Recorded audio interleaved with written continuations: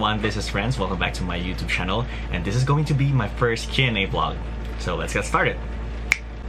Okay, so disclaimer, I got these questions and comments from my social media accounts, from my Twitter, Facebook, Instagram, even on my email account. So yeah, I didn't make it up. So this is just a collection of some of the questions that you might think that might be helpful to know me more.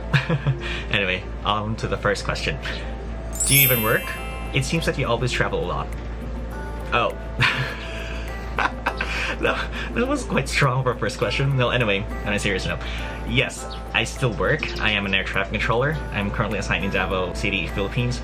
Yeah, I travel because I have leave credits. Although some people think that I'm always on the road, I'm always traveling. But the truth is, it's not. Because I always post some of my favorite photos and videos on my blogs and social media accounts. Well, most people assume that I'm always on that place, but truth is no. Most of the time I'm always here in my hometown. Okay, next question. Where did you start learning photography and videography? In photography, I started learning that art back in college. I can still remember back in my freshman days, I suck in photography. I don't know how to operate a camera. I know, it sucks. It's 2007, but a teenager doesn't know how to operate a camera. Well, anyway, I have this classmate who's really into photography. She was into photography and I got curious about photography, so yeah, everything was history. I started learning photography through my friends and also through the internet. Yes, the internet is a great place to learn a lot of things, so if you're responsible enough, it's a great place to learn new stuff. And about videography, I just recently learned how to edit videos because most people are into videography and vlogging. I always challenge myself. I love challenging myself, rather. I try to learn the craft of videography. I don't consider myself an expert when it comes to photography and videography. I am still a noob. It's just my hobby. These two things are my creative outlets, so whenever I'm stressed, I edit videos and also photos from my recent travels. Yeah, it's real therapeutical at some point, so much for that. You have a great speaking voice. Ooh, thank you for that. Just curious though, do you have plans to vlog in Tagalog or even in Cebuano? Good question. Since I travel and I want to promote the places that I've been to on YouTube or in other social media accounts, well, you know, there are so many factors why I chose to vlog in English, because firstly, I am more comfortable, but I do understand Cebuano and Tagalog because these two languages are my first language, or I want my video to reach out to a bigger audience. I don't want to limit my videos to this country because the other country doesn't speak my language. You know what I mean? Almost everyone understands basic English, so I guess that's one of the reasons why I chose to vlog in English. And also, I have a vlog when I went to Buda with my friends. 90% were spoken in English, while the remaining 10 was spoken in Tagalog. Take a look at this one. Hanggang sa naabot ng 50 pesos mo. Utang!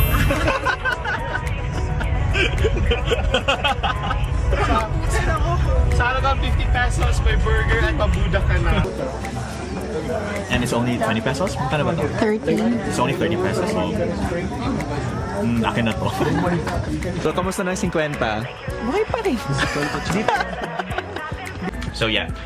But I'm not really comfortable whenever I talk in Tagalog because Tagalog is harder. I'm sorry, but yeah, growing up in Davao, Tagalog is not the widely spoken language here, and I tend to mix Tagalog and Cebuano, which is quite awkward for most people, but not in Davao. So I guess it's going to be on a separate vlog on why Davao has a unique language. Okay, fourth question. How's your hashtag 30 going 30 project? Okay, so 4 years ago, back in 2014, I was inspired by Patty Laurel Fillard. I used to read her blogs. She has this personal project. It's all about visiting 30 countries before she turns 30. So back in 2014, I only visited 2 countries. And I was like, I'm already 24 at that time, so I only have 6 years to cram this project. So everything's possible when you want to push things.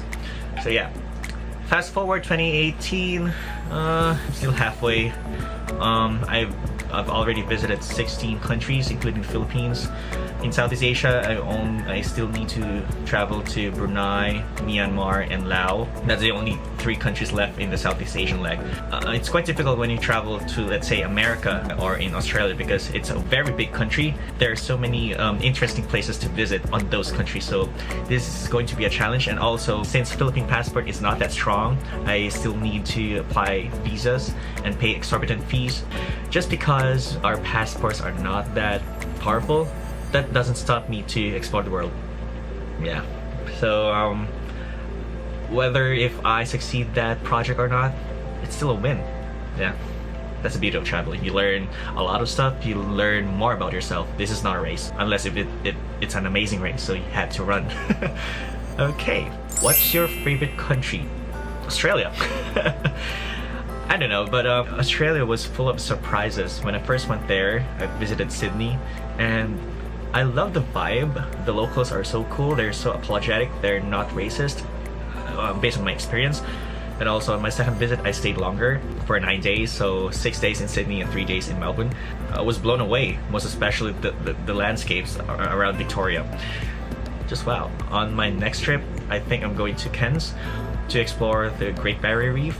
And also I want to go to Uluru Rocks, or the Ayers Rocks in the middle of the Australian outback. And also in Adelaide in South Australia and Perth.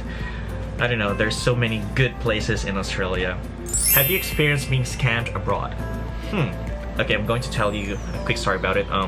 We were scheduled to depart Manila around 11:30 in the evening, but since there was a strong typhoon that time, from 11:30 our flight was moved to 4 in the morning, I guess. Yeah, we left Manila around 3:45 in the morning. So when we arrived in Saigon, it was almost 5 in the morning. We didn't have any decent sleep that time, so we were groggy and we were so stressed, actually. So we forgot that there were only 2 legit taxis in Saigon, because during that time there were no Uber or Grab taxis. When we were at the arrival hall, an old man approached us and he offered us a cab ride to District 1, where we were supposed to check in. The original price was 300,000 dong. As we went through downtown, the fare started to go up. And he was like, yeah, 500,000. 700,000. He was speaking Vietnamese. I don't understand a thing. My friends and I were kind of skeptical about this guy. I don't know, but in the end we paid 1 million dongs, so that's like roughly 2,000 pesos or $20. I'm not generalizing Vietnam. Whenever you travel, it pays to research, you know. Well, regardless if it's a third world or a first world country, there will always be those people who want to extort you or to scam you. So I guess it's one of the biggest lessons that I learned from traveling. Okay, next. How do you manage to score a great deal in your airfare? When I was younger, I always wanted to go to places, but since I only have little money, every time when there's a piece of fare, I book, to the point that I became impulsive. I'm not saying that the low-cost carriers are not comfortable, but it's just a matter of preference. So, and recently it's getting harder or more difficult to score cheap fares because everyone's into it. Everyone knows how to do it. Compared 5 years ago when only a few people are on the internet, if luck is on your side, then go. But if not, you get stressed. And also, I suggest that you need to subscribe in the newsletters of every airlines, like Singapore Airlines, Cathay, Thai Airways, Philippine Airlines, to name a few. You need to be more patient when it comes to scoring great deals because, you know, everyone's into it. When you always travel abroad, you should explore a country first. Tangkilikin ang sariling atin at huwag maging dayuhan sa sariling bansa. Holy schmucks. Okay, so to clear things up, I travel abroad because it's easier. Yeah, and I also wanted to experience different cultures that are not familiar to me, and also I wanted to try new food, meet new friends, don't speak my language. What's a problem about it? I don't think it's a problem. And also, logistically speaking, when you want to explore every corner of the Philippines, it's very, very difficult. It's a country composed of 7,000 plus islands. Depends if it's low tide or high tide. I guess the latest count was 8,000, 9,000, correct me if I'm wrong. But anyway, the point is, and not all islands have airports. You need to travel through boat and by bus or any land transportation. So traveling around with the Philippines takes a lot of time and effort, and it takes longer compared when you travel abroad. So I have huge respect to people who manage to visit every provinces in the Philippines. I think there are 82 provinces in the Philippines. I know some people who completed all provinces, so hats off to them. Knowing me, I can't do that. I have a job with limited leaves, and priority is to visit 30 countries before I turn 30. So, and there are so many places in the Philippines that I have yet to visit. Yeah, it's a challenge for me, but that's on the second chapter of my travel adventure. Okay, next. What equipment do you use in photography and videography? My primary tool in videography and photography is this one that I'm using right now. It's a Canon mirrorless digital camera.